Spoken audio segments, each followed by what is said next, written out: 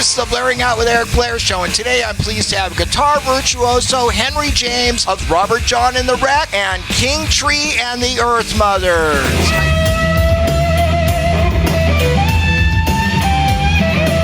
How you doing today, Henry? I'm doing fantastic. I noticed that you wore your vintage Blue Oyster Cult Fire of Unknown Origin t-shirt today. Do you like Blue Oyster Cult? I love Blue Oyster Cult. This was a gift from my tour manager, Manny Montana. He's a gentleman that lives in Kortrijk, Belgium. He went and saw them on that exact tour and got this at one of the shows. Stopped fitting him a while ago, I guess, and he was like, I have this vintage shirt. Do you want it? And I saw it and I was like, yeah, I want that. That looks like something I would wear, and it fit perfectly. Like it was made for me. So we must have been the same size at some point. And yes, I love Blue Oyster Cult. Phenomenal. One of my favorites of the era, obviously. What do you love about the Blue Oyster Cult album, Fire of the Unknown Origin? Well, the graphic is pretty fucking great, right? Yeah. All those records just have such a great flow. There's something about them that's just so kooky. Like there's all these like kooky, weird things about it. There's like all those other ones are just insane. It's just insane music. It's just crazy. It's just craziness, you know? Yeah. Absolute insanity. Joan Crawford has risen from the grave.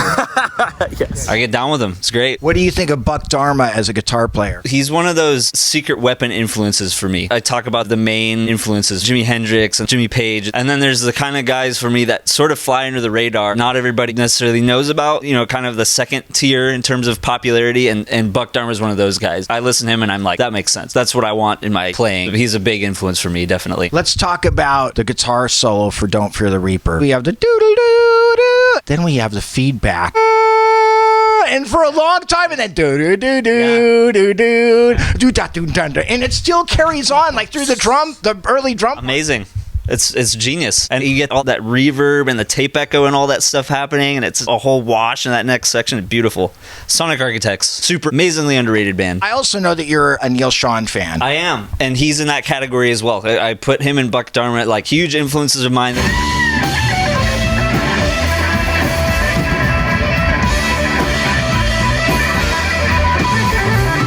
I kind of just forget to talk about them because there's so many. Neil Schon is one of those guys that, you know, my dad was listening to Journey when I was a kid all the time. So I have all those Neil Schon solos kind of like etched into my brain. More recently, I got into the early stuff, like the first 3 records, like before Steve Perry. And that stuff is phenomenal. All his solos are just absolutely crushing it. You also like Steve Howe because you're a big prog rock guy. Have you listened to the album Drama? Yes. They had the different singer, right? It's the Buggles. The Buggles. It's Jeff Downes on keyboards and Trevor Horn on vocals. I'm sorry, Steve Howe's best solo work. I have to agree with you. As far as like guitar solos, yes. And the riffs are like so heavy. That record is like, what? Yeah. It's like, what? Machine Messiah. Dun, dun, dun, dun. Chris Squire will do like a bass solo in the middle. Doodle, doodle, doodle. Those tones are unbelievable. I know. Unbelievable. And that's in that same era, right? The same kind of like that late 70s, early 80s thing that I'm talking about. Man, oh man, the guitar work of these guys. From 79 to 80,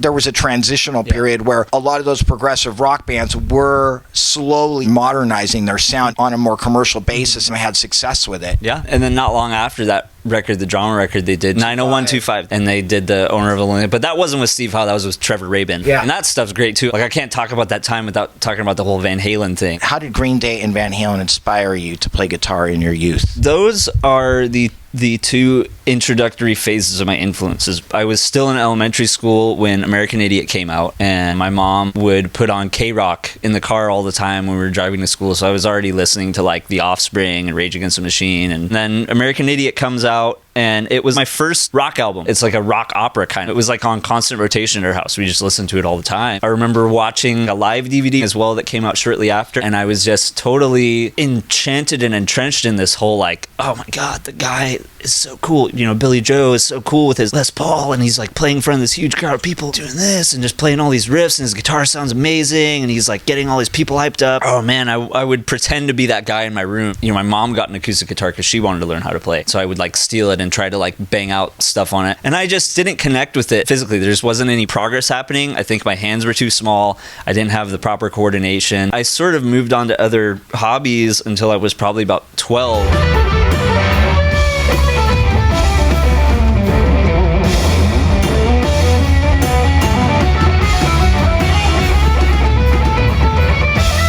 And then that's when the Van Halen came in. And my dad showed me Eruption for the first time off of their Greatest Hits CD. We were sitting in his Dodge Durango. He puts this CD on and he's like, I don't think you've ever heard anything like this before.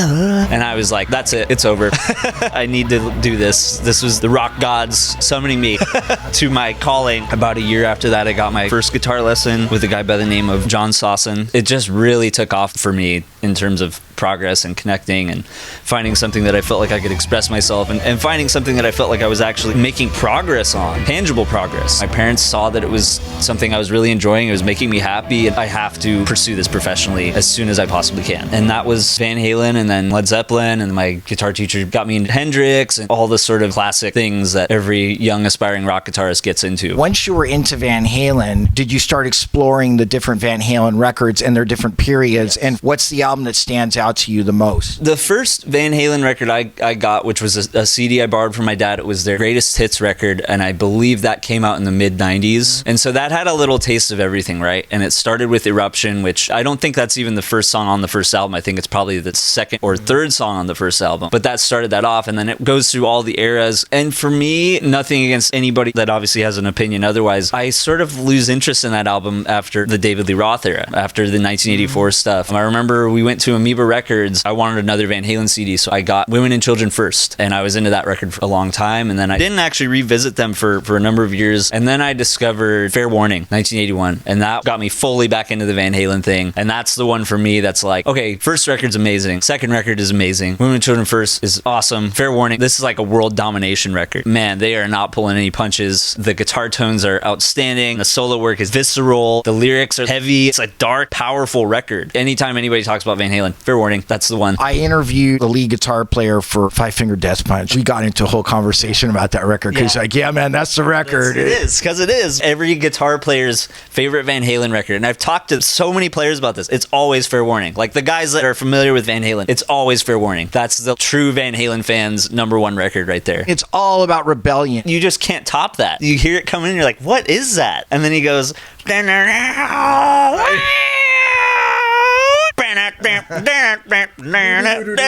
one of the best first tracks of any album ever.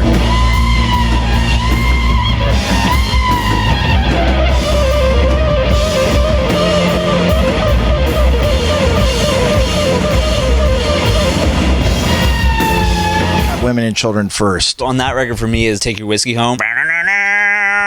He reinvented everything. He was like another Hendrix. And I think the only reason why in the annals of guitar history his impact is any lessened is just because Hendrix was before him. There's so much Hendrix did, and then there's Van Halen. For me, in terms of influence, they're even. I take more after Hendrix stylistically.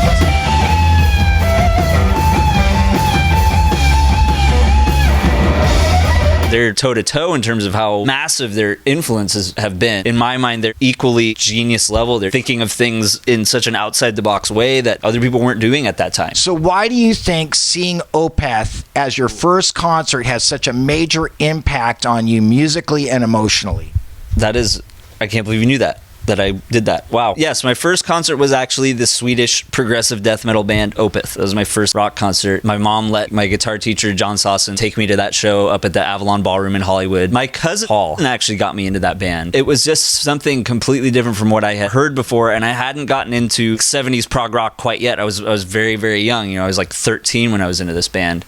But there was something about it. Kind of had this medieval thing going on, and I've always been a fantasy freak. I've always been into dragons and nerdy stuff like that. And I went and saw them, and it was a totally unique thing. Moving through all these different passages of music, it's like the full range almost of dynamic capability of a band basically being displayed in each song. And the show was very tasteful. There's a lot of room for crazy guitar shredding and drum shredding, but overall they were very serving to their songs. Pinnacle for me, technically at least, of what it means to be like a virtuoso. And I still love Opeth. I still listen to them quite a bit. How did you come to join Robert John and the Rack? I have been playing the bar scene here in Huntington Beach, Seal Beach, Sunset Beach, Costa Mesa, Newport Beach, that whole area, since I was in high school. I convinced a band to allow the band I was in at the time. I was in this band with my friends from high school called Kaleidoscope. So we were able to play at the Wayfair when we were all underage. Ever since then, I just sort of stayed in contact with the promoter, also named Eric. He got me on a show with them. It was like a Halloween show. So they were doing a Robert John the Wreck at the time was doing a tribute to Tom Petty, all Tom Petty songs, and I decided to do a tribute to Jimi Hendrix, and we got booked on the same show for the same night. And I had known about them, and I already knew they were doing awesome opening slots and touring Europe. Just sort of came to know the guys in the band at that time, and I never really thought anything of it. And they started inviting me to sort of do like a jam session thing with them at the Wayfair. I just started showing up, and eventually they were like, just bring your own rig, set up with us and play with us. And around the end of 2017, I got a call from their guitar player at the time, Chris Butcher, and he needed me to fill in on a gig. Then I got a call from Robert a couple weeks after that gig. I thought it was just a one-off thing. Hey, can you fill in for us again? And then I did a few more gigs, and they were finally just like, hey, so we basically just need a new guitar player now, and you're like the best possible person we could ask for. And this was like around the end of 2017. And then I joined the band, and they're like, oh, well, we're also going to Europe in 4 months. So so you should get ready for that. I'd never left North America before, let alone to like play music. So this was, this really exciting thing. So I had to learn their whole live set, rehearse the crap out of it, learn how to play guitar in open tuning, and learn how to play slide guitar. And it was really a trial by fire situation, but it worked out, and we did this festival thing. We played the Moulin Blues in Ospel, and that was sort of my audition. We're in the middle of 2018 by this point. All right, I guess I'm in the band now. Did Robert John ever say anything about your guitar playing? He's very complimentary. 5 Desert Island Discs. Blood on the Tracks, Bob Dylan, 1974. Access Bold as Love, Jimi Hendrix, 1967. Fair Warning by Van Halen. Mothership Connection by Parliament. Captain Beyond. What would you like your legacy to be? When you said earlier, listening to my album made you feel better, and that gives me a sense of purpose when people tell me that. And if I leave that kind of a legacy behind, that's fine with me. I want to be somebody that inspires or inspired positive change, no matter how small, because I think it's important. The Blairing Out Show.